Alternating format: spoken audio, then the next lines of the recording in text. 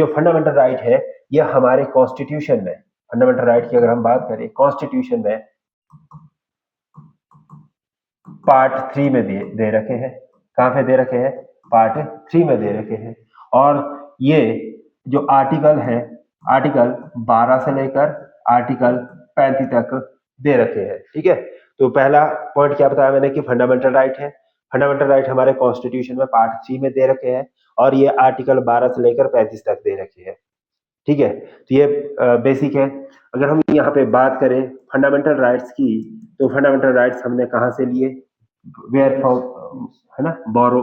अगर हम इसमें बोरो की बात करें तो we have borrowed fundamental right from the US, United State of America से। ठीक है, एक पॉइंट ये हो गया इंपॉर्टेंट। अब इसके बाद हम ये देखेंगे कि जो राइट है, राइट क्या है, what is the right, why we need right, fundamental right, क्यों हमें जरूरत पड़ी फंडामेंटल राइट्स की। तो ये सारी चीजें इसमें बेसिकली हम चीजों को धीरे धीरे क्लियर करेंगे। सबसे पहले जो फंडामेंटल राइट है that is called as the Magna Carta of the UK state. It is called as the, ठीक है, मैग्ना कार्टा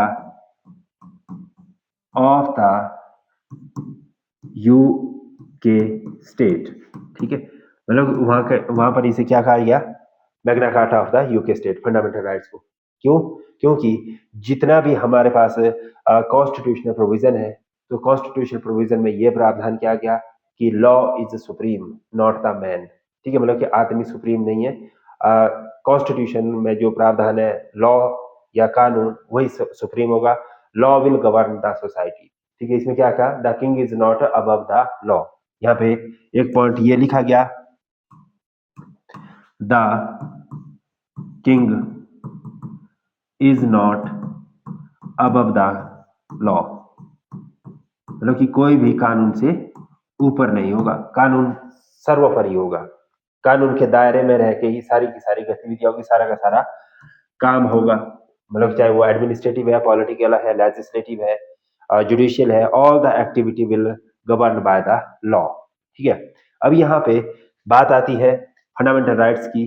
ठीक है, तो फंडामेंटल राइट्स भारत में भी इसे मैग्ना कार्टा कहा जाता है। ठीक है, इसमें it is fundamental right of India. ठीक है, अगर हम इंडिया में भी बात करें तो इंडिया में भी इसे क्या कहा जाता है? मैग्ना कार्टा के नाम से जाना जाता है। ठीक है, मैग्ना कार्टा, मैंने इसको पूरा नहीं लिखा क्योंकि हमने यहाँ ऊपर इसको ऑलरेडी लिख लिया है। तो मैग्ना कार्टा है ये। ठीक है, इंडिया में मैग्ना कार्टा को वो कैसे करेंगे? क्या चीज है? मतलब इसका कुछ वो तो होगा ट्रांसलेशन। मैग्ना कार्टा का मतलब ऐसे ट्रांसलेशन तो नहीं है इसका कुछ। ये मैग्ना कार्टा का मतलब कि होल एंड होल, एवरीथिंग, मतलब कि सब कुछ यही है, फंडामेंटल राइट है, क्रक्स है पूरे के पूरे कॉन्स्टिट्यूशन को। अगर देखें तो एक मानवाधिकार की अगर बात करते हैं तो कहाँ से मिलती है हमें? मतलब फंडामेंटल राइट से। कुछ भी आपके साथ होता है, अगर आपने उसको फंडामेंटल राइट से रिलेट कर दिया तो that will protect you and yourself. ठीक है, जैसे कि जीने का अधिकार है। सपोज करो कि आपने सरकार से किसी चीज की बात की, जैसे कि आपको अरेस्ट डिटेन कर दिया, मतलब कि सरकार ने क्या बोला कि इनसे हमें खतरा पैदा होता हुआ दिखा कि भाई इनकी जो एक्टिविटी थी कुछ सही नहीं लगी, तो इसलिए हमने इनको डिटेन कर दिया। लेकिन डिटेन होने के बावजूद भी आपको मार नहीं सकते। वो क्या है कि जीवन जीने का अधिकार सबको है। ठीक है, आपको वो हो सकता है कि आप कुछ ऐसी एक्टिविटी करें जिससे खतरा पैदा हो सकता है, लेकिन मार नहीं सकते किसी को। Right to live fundamental rights में तो नहीं है। फंडामेंटल राइट है right to live and live with dignity. क्यों नहीं है? लाइफ, आर्टिकल 21 है जो, right of life and personal liberty. Life article 21 है ना हमारा, फंडामेंटल राइट है वो। ठीक है, एक्सप्लॉइटेशन है जी, राइट ऑफ एक्सप्लॉइटेशन कौन सा? लाइफ वाला नहीं, एक्सप्लॉइटेशन अलग है। नहीं, आपने बोला ना आर्टिकल 21 फ्रीडम वाले, राइट टू फ्रीडम में आ जाएगा, राइट टू फ्रीडम में आएगा। ठीक है, एक्सप्लॉइटेशन तो 23 और 24 है। मतलब राइट असल में फंडामेंटल राइट बहुत सारे हैं, पर वो जो इन 6 राइट्स के अंदर आ जाते हैं। हमारे पास अभी ये मैं बताऊंगा आपको कि हमारे पास बेसिकली 7 फंडामेंटल राइट थे, फंडामेंटल थे, जिसमें कि जो 7वां फंडामेंटल राइट है, जो अब इसमें फंडामेंटल राइट नहीं रह गया, उसको लीगल राइट ना है, वो था प्रॉपर्टी राइट, कि आप प्रॉपर्टी रखने का अधिकार, इसे अब हटा दिया गया है। क्योंकि जब बाद में इंदिरा गांधी की सरकार आई या गवर्नमेंट चेंज हुई तो उन्होंने देखा कि भाई हमारे देश में तो बहुत सारे लोग ऐसे जिनके पास कई सैकड़ों बीघा जमीन एक्वायर है ना, जमींदारी की वजह से उनके पास बहुत ज्यादा जमीन है पड़ी।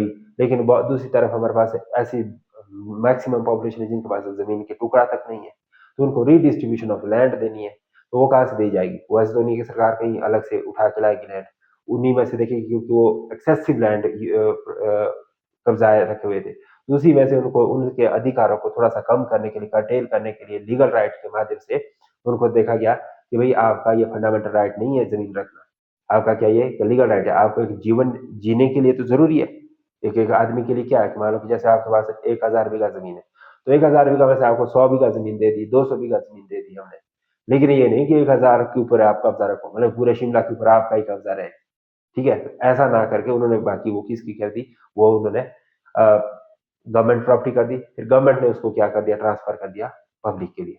जो नौ तोड़ 11 सुना होगा आपने कि नौ तोड़ मिलाई है, या मैंने कुछ सुना था कि जो हम प्रॉपर्टी बाय करते हैं आज के टाइम में, मतलब अपनी जमीन खरीदते हैं, तो असल में वो भले ही ऑन पेपर लिखा होता है कि हम ओनर है, पर असल में वो गवर्नमेंट की प्रॉपर्टी है जो ने हमको लैंड दे रखी है। लीज, हाँ, एक तरह का लीज है वो हमारे लिए। लीज है।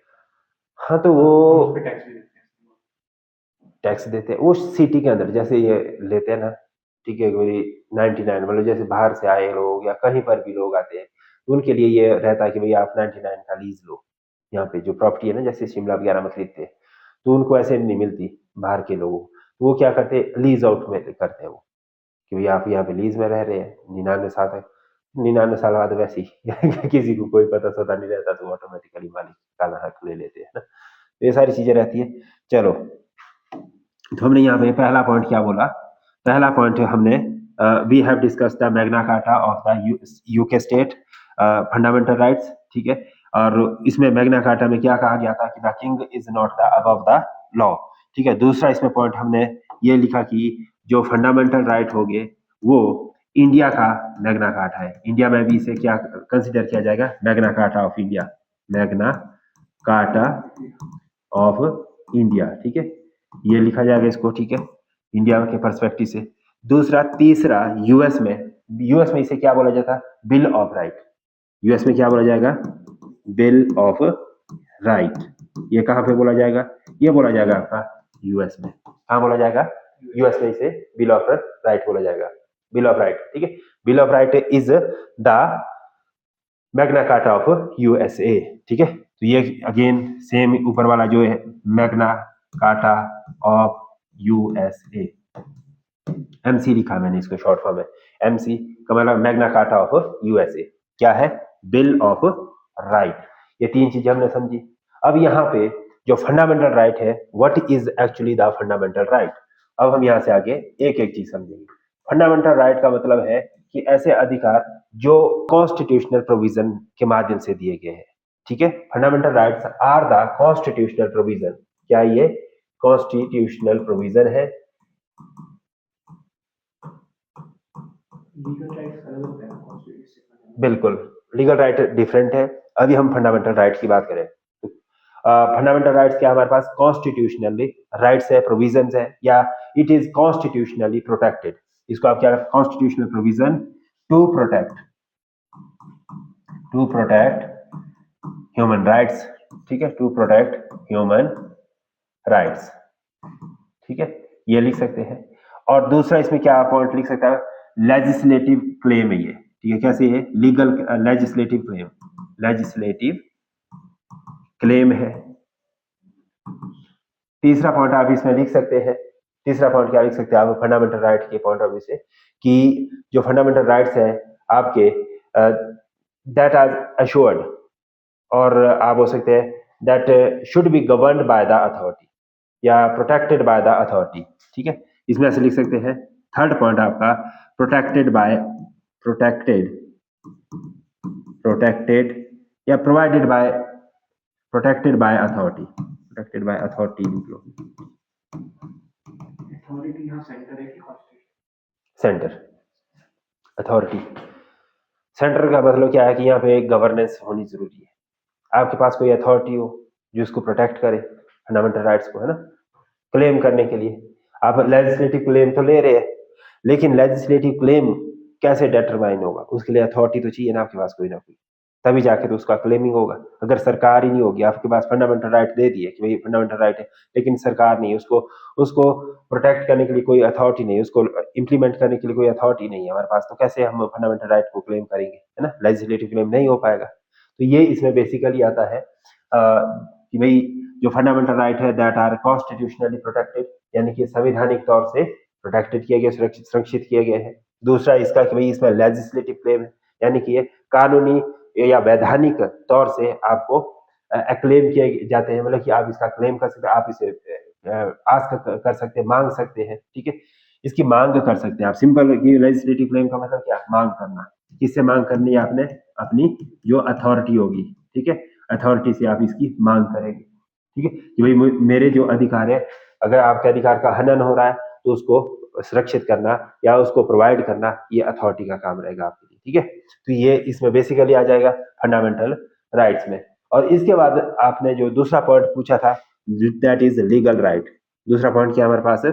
That is our legal right. Legal right क्या होता है?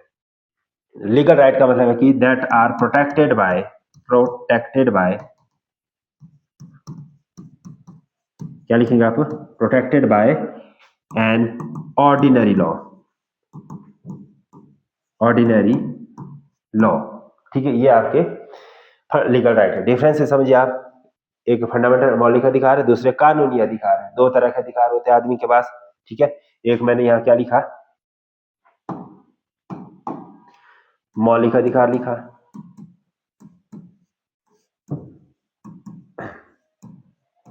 और दूसरा मैंने कानूनी अधिकार लिखा।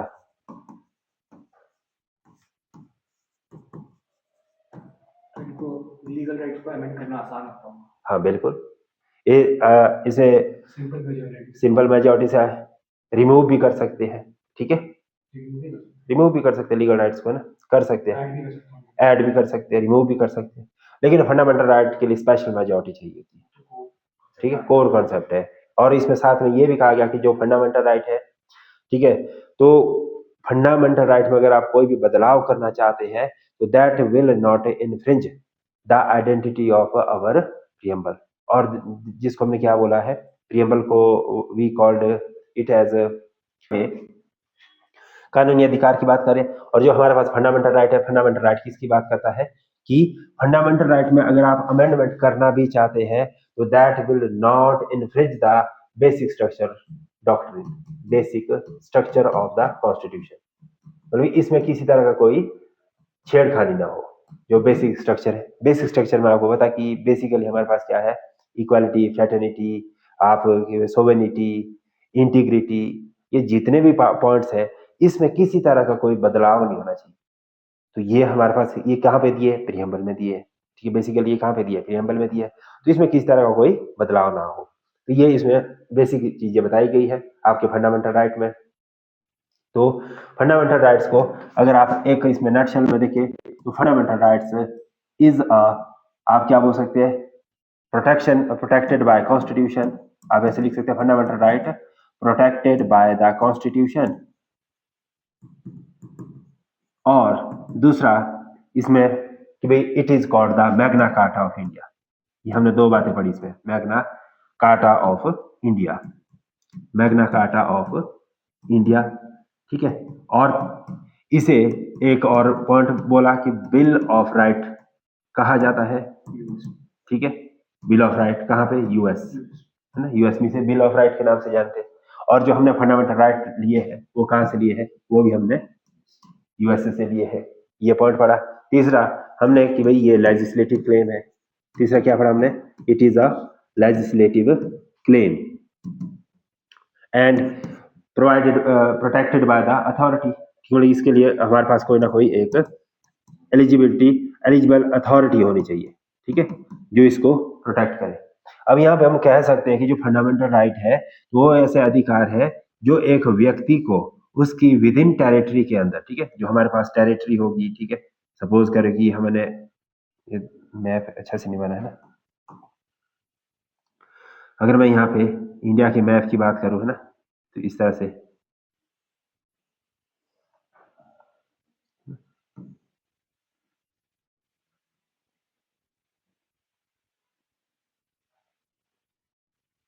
चलो ऐसे बना दिया ना, थोड़ा सा ये रफ मैप है आइडिया के लिए। अगर इस विद इन टेरिटरी के अंदर जितने भी लोग रह रहे हैं तो उनके अधिकारों की बात करना, तो फंडामेंटल राइट क्या करता है, protect the peoples within the territory. तो ये यहाँ पर जितने भी इस टेरिटरी के अंदर, एक टेरिटरी के अंदर लोग रह रहे हैं उनके अधिकारों की सुरक्षा करना, ठीक है।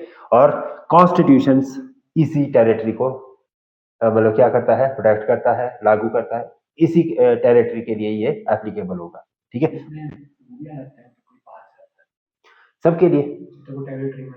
हाँ, मतलब कि जो हमारा कॉन्स्टिट्यूशन प्रोटेक्ट करेगा each and everyone, each and everyone, everyone with in the territory, ठीक है, विद इन द टेरिटरी। अब यहाँ पे एक चीज और समझिए, ईच और एवरीवन तो मैंने बोल दिया आपको कि भाई सबको यहाँ पे प्रोटेक्ट किया जाता है कॉन्स्टिट्यूशन या फंडामेंटल राइट्स के माध्यम से।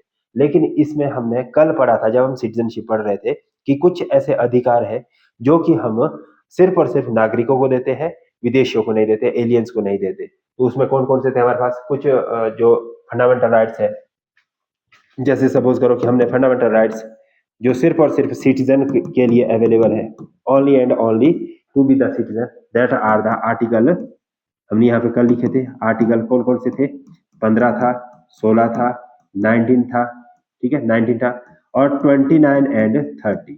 ये सिर्फ और सिर्फ भारत के नागरिकों को ये अधिकार दिए जाते हैं, एलियंस को इन अधिकारों का अधिकार नहीं है, ठीक है, मतलब कि they can't claim such kinds of rights in India.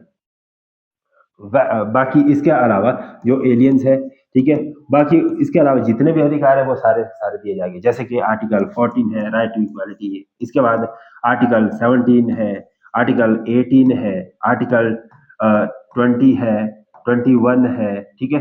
और इसके अलावा जितने भी बाकी जितने भी अधिकार बच जाते हैं वो सारे के सारे अधिकार हम विदेशियों के लिए, फॉरनर्स के लिए भी देते हैं, नागरिकों के लिए तो खैर देते ही देते हैं। अगर कोई एलियन वायलेट करता है कोई अधिकार, उसको यहाँ पे वो करेंगे कि वहाँ पे एग्जीक्यूट, एग्जीक्यूट यहाँ करेंगे, एग्जीक्यूट यहाँ के करेंगे, लॉज के हिसाब से। हाँ, यहाँ के लॉज के हिसाब से, क्योंकि वायलेशन यहाँ हुआ है और यहीं पे उसको क्या क्या रहा है, यहाँ इम्प्रिजन किया है ना। अगर मान लो कि यहाँ की जेल में डाला तो ट्रायल भी यहीं पे होगा। बाकी ये डिपेंड करता है कि फिर वहां पे अगर उस कोर्ट से वहां की जो जहाँ का भी वो बंदा नेटिव है तो वहां से अगर वहां पे उसको भेज दिया जाता है, फिर किसी कारण से जैसे बेल के माध्यम से या कुछ अदर प्रोविजन से वो वापस चला जाता है, लेकिन जो सुनवाई है वो चलती रहती है। तो वो सारी चीजें फर्दर कार्रवाई पे, पर एट प्रेजेंट मतलब जो फर्स्ट इंस्टेंस होगा वो यहाँ के कानून के हिसाब से ही उसको ट्रायल किया जाएगा, जो यहाँ की हमारे लोकल कानून होगा, ठीक है। जो ऐसा नहीं होगा, मतलब कुछ कंट्रीज को डिपोर्ट कर देती है और वो आपको वहीं से ट्रायल किया जाता है। कहाँ पे कुछ केसेस होते हैं जैसे जहाँ पे अरेस्ट हो जाता है वो आदमी, फिर उसको एम्बेसी के थ्रू डिपोर्ट कर देते हैं। हाँ ये भी होता है, वहाँ पे जाके उसका ट्रायल होता है, ट्रायल होता है उसके अकॉर्डिंग होता है फिर, वहाँ के लॉज के हिसाब हाँ जी, मतलब कि जो भी पनिशमेंट रहेगी उसके हिसाब से उसे दी से। जाएगी। केस पे डिपेंड करता है, हाँ जी, केस पे डिपेंड करता है, ये सिचुएशन मतलब कि किस तरह का, कितना फॉरेन इंटरवेंशन। हाँ जी, ठीक है। ये पढ़ लिया हमने, ये पूरा फंडामेंटल राइट्स का कॉन्सेप्ट क्लियर हो गया।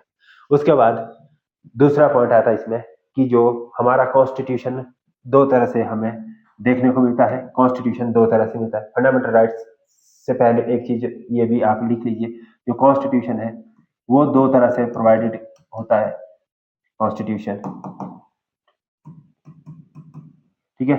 एक तो ये आपका कैसा होगा, रिटन होगा, और एक आपका अनरिटन होगा, ठीक है, रिटन और अनरिटन। रिटन का मतलब है कि यहाँ की एक प्रॉपर डॉक्यूमेंट होगा, जैसे कि इंडिया का रिटन कॉन्स्टिट्यूशन है और अमेरिका का रिटन कॉन्स्टिट्यूशन है। अनरिटन का मतलब कि जो स्पेसिफाइड नहीं होगा, एक प्रॉपर बुक नहीं होगी उसकी बनी, ठीक है, उसके स्टैट्यूटरी टाइप्स ऑफ वो अलग अलग होगा बना हुआ, ठीक है। तो अनरिटन कॉन्स्टिट्यूशन का जो एग्जांपल है वो आप यूके लिख सकते हैं। अनरिटन कॉन्स्टिट्यूशन कहाँ का है, यूके का आपका अनरिटन कॉन्स्टिट्यूशन है, मतलब कि it doesn't have a single constitutional document. और इसके अलावा जो बेसिक एग्जांपल इसमें यूके है और दूसरा न्यूजीलैंड भी है, ठीक है, यूके प्लस न्यूजीलैंड। बिना रिटन कॉन्स्टिट्यूशन के वो कैसे वो करते हैं, रेगुलेट कैसे करते हैं। अब ये ऐसा नहीं है, इसमें सिस्टम समझना आपने कि अनरिटन का मतलब है कि उनका एक इकट्ठा पूरा प्रोविजनल सिस्टमेटिक डॉक्यूमेंट नहीं है। उनके हो गए जैसे मतलब कि एक स्टैट्यूटरी तरह का कानून जैसे बने हुए, मतलब कि अलग अलग अलग प्रोविजन होंगे, डिफरेंट डिफरेंट होगा रिटन, वो भी रूल्स है, सब कुछ है, लेकिन वो सिस्टमटाइज एक जगह नहीं है। जैसे हमने रखा कि भाई हमारे पास 12 शेड्यूल है, 25 पार्ट्स है ना, ऑर्डर में नहीं है। मतलब कि सिंपल है कि that a single constitutional document, मतलब कि सिंगल कॉन्स्टिट्यूशनल डॉक्यूमेंट की तरह नहीं होगा वो, बट बाकी अदरवाइज होगा, रिटर्न है सारी चीजें, पर वो प्रोविजन डिफरेंट है। जैसे मान लो कि सिटीजन के लिए अलग प्रोविजन है, उसके लिए अलग डॉक्यूमेंट्स बना है, और सिटीजन राइट्स के लिए, लेजिस्लेटिव के लिए अलग बना है, और अगर मान लो कि एग्जीक्यूटिव के लिए अलग बना है, या जो इंटरनेशनल रिलेशन है उसके लिए अलग से बना है document, different different different documents रहेंगे, होगा रिटर्न वो, पर वो सिस्टमटाइज नहीं है, एक सिंगल डॉक्यूमेंट की तरह नहीं है, तो इसलिए उसे क्या कहा गया, अनरिटन।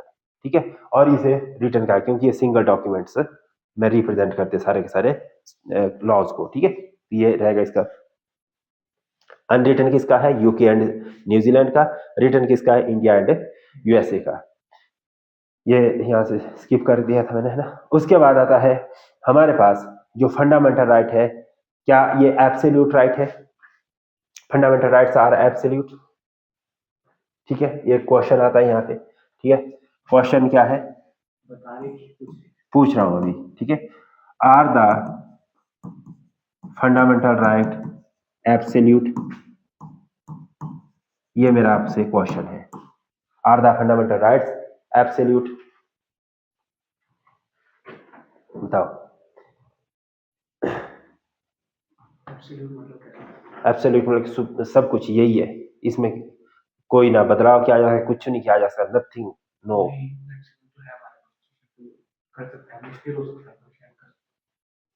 इसमें क्या है कि जो हमारे फंडामेंटल राइट है, these are not absolute, not absolute. Answer क्या रहेगा इसका, fundamental right are not absolute, absolute नहीं है ये। इसमें क्या है, इसमें रीजनेबल रिस्ट्रिक्शन दे रखी है, क्या दे रखी है, रीजनेबल रिस्ट्रिक्शन दे रखी है। तो इसलिए हम क्या कह सकते हैं कि जो हमारे फंडामेंटल राइट है वो कैसे नहीं है, वो एब्सोल्यूट राइट नहीं है हमारे, वो उसमें रीजनेबल रिस्ट्रिक्शन, जैसे मैंने बोल दिया कि मुझे तो फ्रीडम ऑफ स्पीच है कि मैं कुछ भी बोल सकता हूँ, लेकिन आप देश की एकता, अखंडता, संप्रभुता के खिलाफ नहीं बोल सकते, तो वो रीजनेबल रिस्ट्रिक्शन है। वॉर हो रहा है तो आप ये नहीं बोल रहे कि भाई वॉर बेशक हो रहा है लेकिन मुझे तो ट्रेड करना है पाकिस्तान के साथ, क्योंकि मेरा तो उनके साथ बिजनेस डील चलती है, मैं तो पहले से डील कर रहा हूँ, लेकिन वॉर की सिचुएशन अभी आई है, तो ऐसी सिचुएशन में आप वहां पे डील कर रहे हैं, कमर्शियल एक्टिविटी कर रहे हैं, तो वहां पर भी आपको रिस्ट्रेन किया, आपके फंडामेंटल राइट को रिस्ट्रेन किया जाता है, मतलब डिफरेंट डिफरेंट रीजन से रिस्ट्रिक्ट कर दिया जाता है। तो इसका मतलब क्या है कि जो फंडामेंटल राइट है वो एब्सोल्यूट ना होके कैसे है हमारे पास है, उसमें रीजनेबल रिस्ट्रिक्शन दे रखी है, राइट। तो ये इंपॉर्टेंट पॉइंट आता है, बट इसके अलावा इंपॉर्टेंट पॉइंट और आता है, it makes the balance between individual liberty and social control. जो हमारे पास है फंडामेंटल राइट करता है, क्या करेगा, फंडामेंटल राइट्स मेंटेन, क्या मेंटेन करेगा, individual liberty, individual liberty and social control, and social control, individual liberty and social control। ठीक है, फंडामेंटल राइट बैलेंस, यहाँ पे आप एक चीज और लिखती है, बैलेंस, बैलेंस किसको बैलेंस करता है, ये individual liberty and social control को बैलेंस करता है। ठीक है, और साथ ही साथ इट इज अवेलेबल, ठीक है, all fundamental rights are available against arbitrary action of the state. It is क्या लिख सकते हैं कि all available, all available against the arbitrary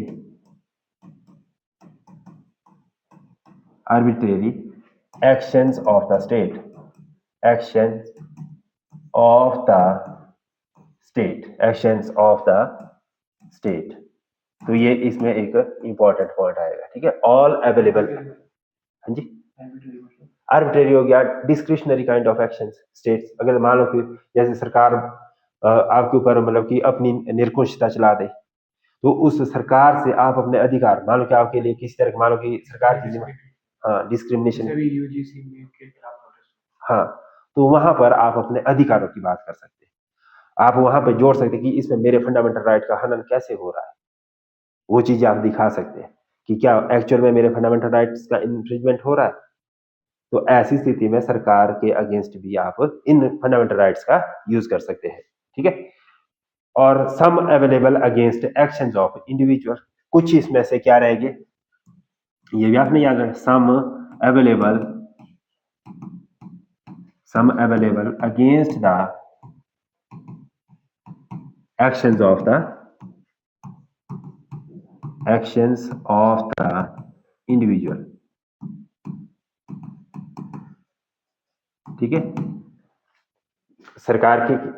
सरकार से प्रोटेक्शन के लिए भी है और व्यक्तिगत प्रोटेक्शन के लिए भी अवेलेबल है। और इसके बाद इसमें एक और कॉन्सेप्ट आता है कि जो हमारे पास कुछ फंडामेंटल राइट है, some are negatives and others are positive, ठीक है। इसमें नेगेटिव और पॉजिटिव का कॉन्सेप्ट भी आता है, ठीक है। इसमें क्या सम आर, हाँ जी, some are negative in nature, negative का मतलब क्या बना कि place limitation on authority of the state, place limitation on the actions of the state, action of the state, यानी कि राज्यों के कार्यों को ये रिस्ट्रिक्ट कर देती है, ठीक है। या लिमिटेशन ऑन द अथॉरिटी या एक्शंस ऑफ द स्टेट। दूसरा लिख सकते हैं अदर्स आर पॉजिटिव, पॉजिटिव किस वजह से होगी, it confers certain privileges on person, confer certain privileges for a person. Some are positive, पहले हम इसको समझ लेते हैं, some are positive confer certain privilege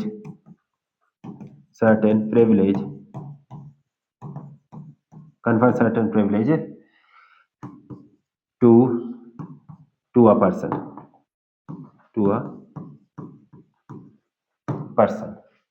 point इसका क्या रहेगा हमारे पास, लास्ट पॉइंट है, that is fundamental right are justiciable, ठीक है।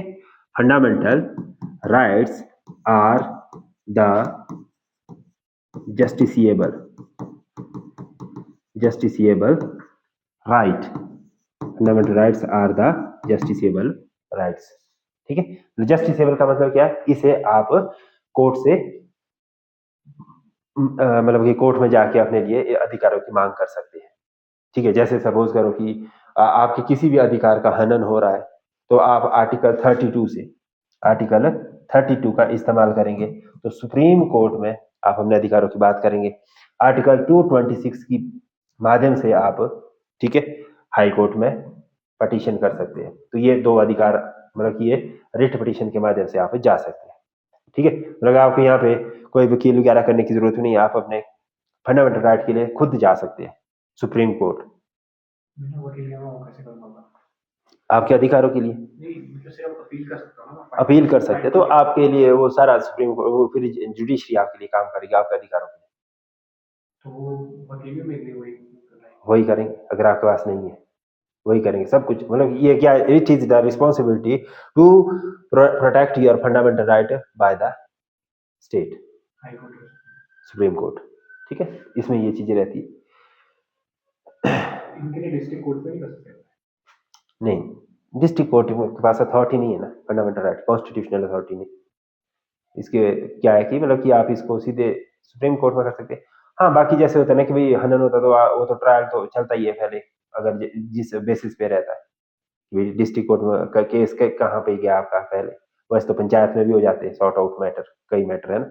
पर अल्टीमेट वो रहा हूँ कि अल्टीमेट पावर, हाँ ऑप्शन तुम, पर ये है कि भाई जैसे मैं बता रहा हूँ कि भाई अल्टीमेट स्टेट के अंदर कौन है, हाई कोर्ट है, और सेंटर में कौन है, सुप्रीम कोर्ट, दो ही चीजें, मतलब ये अल्टीमेट अपेक्स बॉडी बता रहा हूँ कि अपेक्स बॉडी आपके फंडामेंटल राइट्स को प्रोटेक्ट करती है।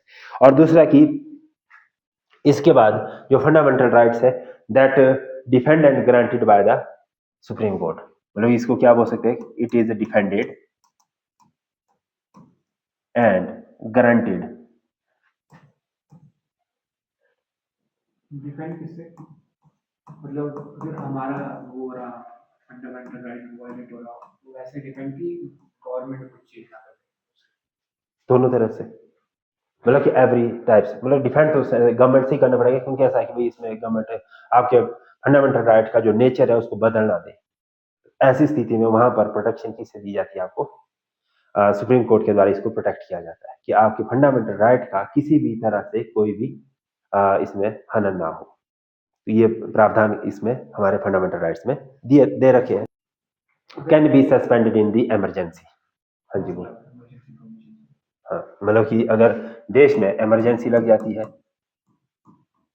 ठीक है, इमरजेंसी की स्थिति है तो can be suspended, state emergency में भी कर सकते हैं, बिल्कुल सस्पेंडेड,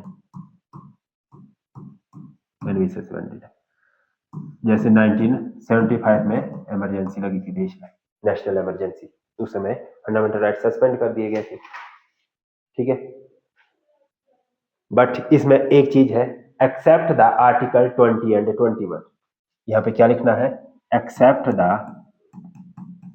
62 और 71 में भी लगेगी, एक्सेप्ट द, हाँ जी 62 और 71, हाँ उस समय लगी थी, वो वॉर वाली थी, मैं तो नेशनल इमरजेंसी बता रहा हूँ अभी 75 में, तो वो भी नेशनल इमरजेंसी वॉर, हाँ लगाई थी नेशनल इमरजेंसी थी हमने वॉर के लिए, ठीक है। लिखा था ना, फर्स्ट यूज हुई थी 1962 में चाइना वॉर के टाइम, चाइना वॉर के टाइम 3 बार लगी ना, हाँ जी 71 में लगी, फिर 62 में लगी, 71 में लगी, फिर 75 में लगी जो जवानी।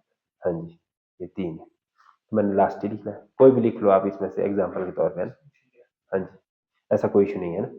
तो एक्सेप्ट द आर्टिकल क्या बताया मैंने कि भाई 20 एंड 21 सस्टेन करेंगे आपके इवन, कब 20 एंड 21, कब, जब बात हो रही है फंडामेंटल राइट्स की सस्पेंशन की, इमरजेंसी टाइम। आर्टिकल 21 क्या है, 21 वही है जो आपकी बात कर रहा है लाइफ एंड पर्सनल लिबर्टी, ठीक है, उसकी बात कर रहा है, 20 और 21 दो आर्टिकल है, उसके अलावा बाकी सारे सस्पेंड किए जा सकते हैं,